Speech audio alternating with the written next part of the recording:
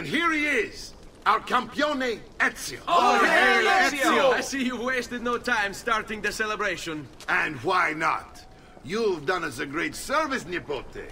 With Vieri dead, La Toscana will grow quiet once more. Do you know what that means? Basta lavorare. Si passa tutto il giorno a bere. E a puttane! What? It's true! Come, Ezio, walk with me. Yes, uncle. The Pazzi answer to another. Spaniard. He is Rodrigo Borgia, one of the most powerful men in all of Europe, and leader of the Templar Order. Which makes him responsible for the murder of my father and brothers. Yes, and he will kill you too, given the chance. Then I must stand against him if I wish to be free. But not until every other Templar has fallen to my blade. Father's list will guide me. Where will you go next? Firenze. Francesco de Pazzi will share the fate of his son. A sensible next step. No doubt he intends evil for the city. All right, that's enough grim talk for one night. I'll be in my study if you need me. I shall read the letter my uncle gave me.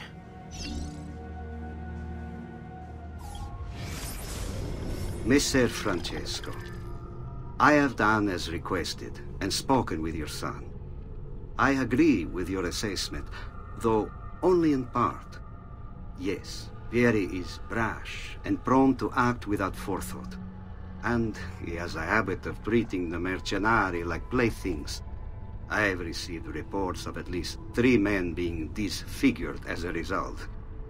But I do not think him, as you put it, beyond repair. Rather, I believe the solution to be a simple matter. He seeks your approval, your attention. These outbursts of his are a result of insecurities born out of a sense of inadequacy. He speaks of you often and fondly, and expresses a desire to be closer to you. So, if he is loud and foul and angry, I believe it is simply because he wants to be noticed. He wants to be loved.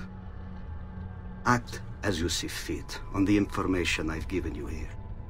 But I must ask that we end this correspondence. Were he to discover the nature of our conversations, I fear what might become of me. Yours in confidence, Fra Giocondo.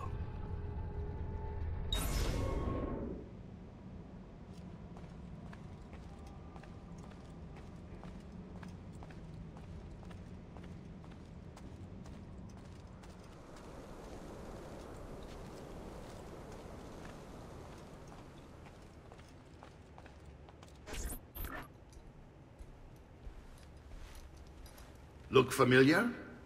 Other codex pages. Yes. Your father managed to find and translate a few before he... Here. This is not your father's work. Someone else has translated it. Leonardo da Vinci, a friend. Do you see the way the words cross from one page to the next? There is something underneath it all. Some kind of map. Where is it supposed to lead? Your father and I managed to make out bits of a prophecy scrawled across these pages. It was written by an assassin like us, who long ago held a piece of Eden. His name was Altair. He spoke of something powerful and ancient hidden beneath the land. What is it? What indeed? Solving that little mystery is exactly why we collected these pages. Then let me help. Each time I take on my father's work. All of it. I start with the page I took from Vieri. Leonardo will decode it for us. Bene. Return here when time permits, and we'll add it to the wall.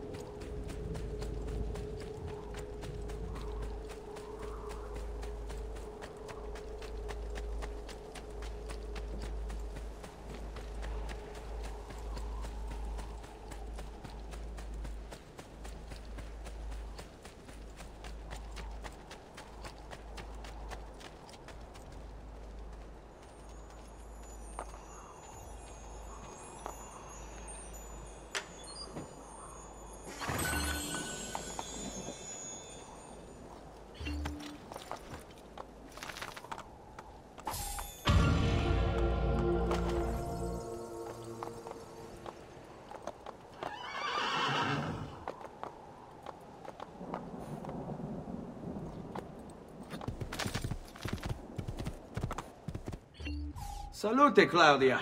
Our uncle is un mostro. This is outrageous. What's happened? He's making me work. If Father was here, I'd never be stuck behind a desk like this. And what are the terms of this supposed enslavement? Since someone decided we're going to stay here, Zio Mario suggested we try and find the money to repair the villa. Problem is, there isn't any. I bet I can bring in some money. Oh, great. More work for me. Well, benissimo. If you start paying for improvements to the town, I'll keep track of them in this book. And since I have nothing better to do, I'll also make note of any objects you bring in from the outside. If you actually get this place up and running, travelers might visit and spend money. Although I doubt anyone will want to come this far out of the city. But if they do, I'll keep the money we make in this chest. You're going to have to show up to take it to the bank yourself. Because when it gets full, I'm just going to take the extra cash for myself. Capito? Deal.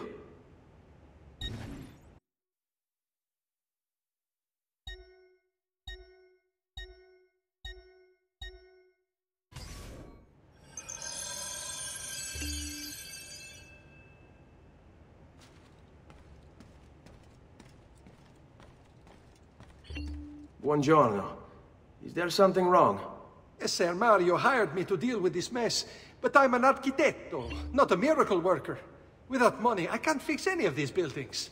And if someone brought you money? Then we'd be in business. You must be Ser Ezio. Am I right? Uncle! I like this architetto! He gets very observant when he can smell mud. If you want to fix up this town, I'm going to need it. I have a price list here for new shops and renovations. Just bring me gold, make a choice, and I'll begin at once. If I build you a shop, you, as the landlord, can purchase goods there at lower rates. If you invest more money in the shop, you get an even greater discount. As for renovations, well, you'll be bringing the town and villa back to life. As Ser Mario tells me, that was very important to your great-great-grandfather. Plus, when you buy shops and renovations, you'll be increasing the number of people who visit, causing your income to increase. So, let's take a look, shall we?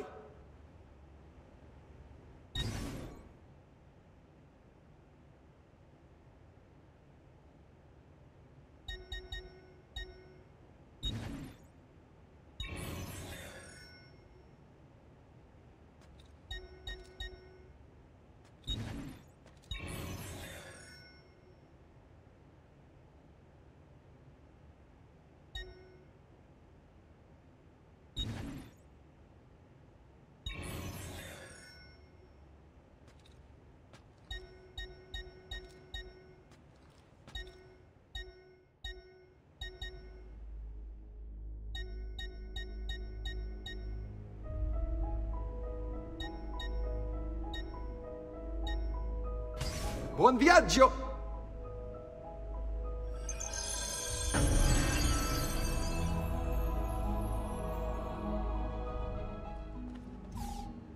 Ezio, my boy. I think it's time I showed you something.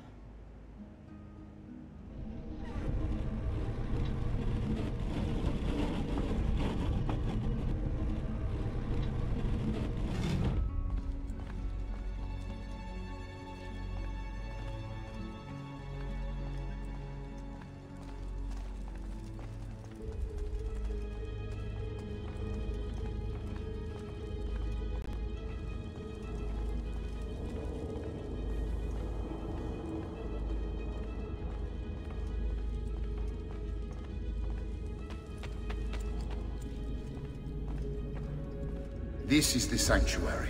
It was built by my great-grandfather to honor the memory of the Assassin Order and protect its secrets. Look around. These are the assassins who guarded the freedom of humanity when it was most threatened. And this is the armor of Altair. Little is known about Altair's life, but his armor is light and very strong. I'd give it to you, but I don't know how to retrieve it. My great-grandfather told me it would remain locked away until all its protectors were made whole. I heard rumors of crypts located throughout Italia, hidden tombs filled with treasure, where these six were moved centuries ago. Maybe they have something to do with it. In my younger days, I sought the six myself, with no success.